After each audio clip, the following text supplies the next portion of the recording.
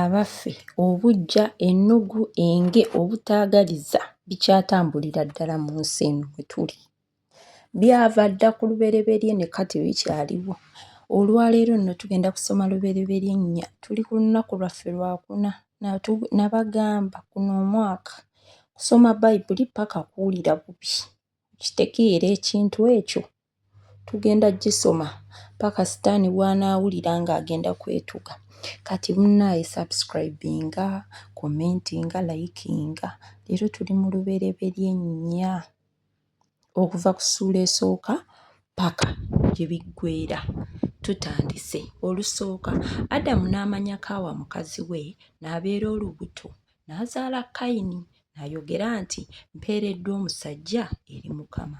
Olwokubiri, era nate n'azaala muganda we Abeeri. Abeeri n'aba omusumba w'endiga naye Kayini n'aba omulimi w'ettaka. Awo ennaku bwe zaayita Kayini n'alyoka aleeta ebibala eby'ettaka okubiwa eri Katonda.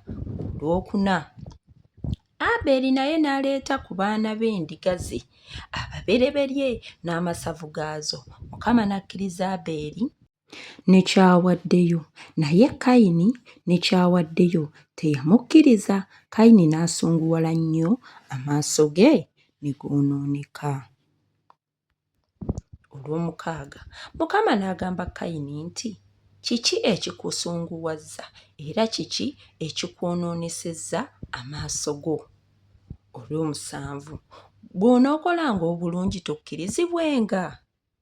Bw'otokola bulungi ekibi kituula ku luggi, n'okwegomba kwe kunaabanga eri ggwe, naawe onoomufuganga. Olw'omunaana, bannaye baddiya musubscribinge. Kayini n'ayogera ne Abeeri muganda we awo nga bali mu nnimiro. Kayini n'alyoka agolokoka ku Abeeri muganda we n'amutta. Olw'omwenda, Mukama n'agamba Kayini nti aluwa Abeeri muganda wo?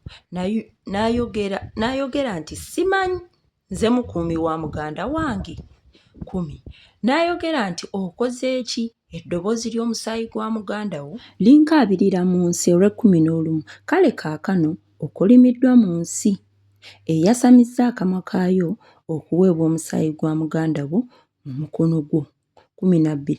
Bw'onoolimanga ensi okuva kaakano teekuwenga maanyi gaayo, so mu nsi onoobanga momboze era omutambuze.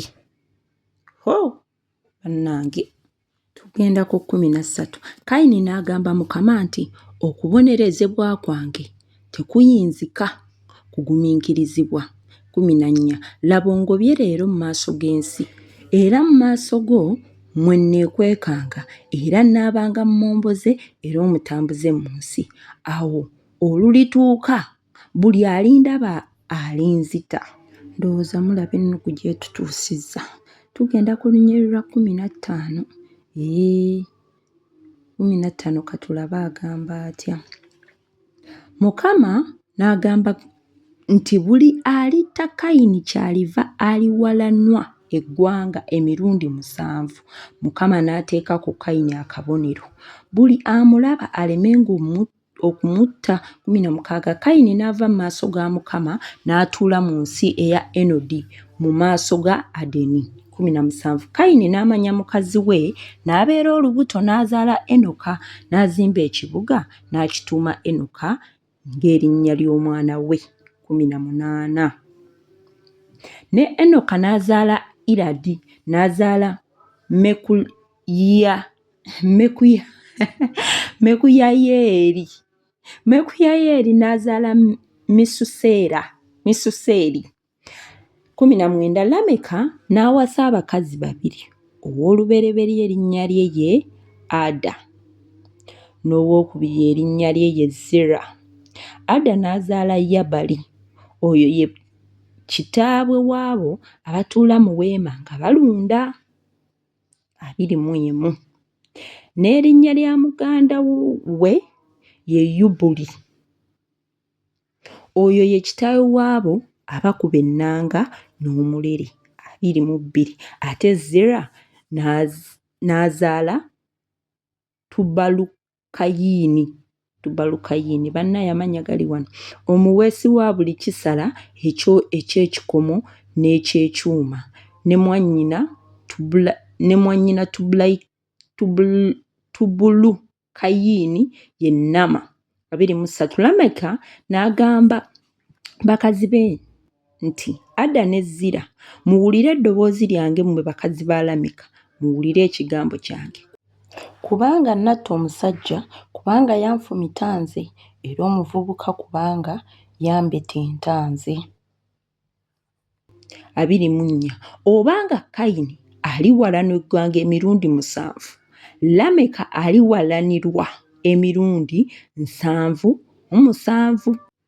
Adamu n'amanya nate mukazi we, n'azaala omwana ow'obulenzi, n'amutuuma erinnya lye Seezi, kubanga Katonda yandagirira ezzadde eddala okudda mu kifo kya Abeeri, kubanga Kayini yamutta. 26. Seezi naye n'azaala omwana ow'obulenzi, n'amutuuma erinnya lye Enosi. Mu biro ebyo mwe baasookera okusabanga erinnya lya Mukama.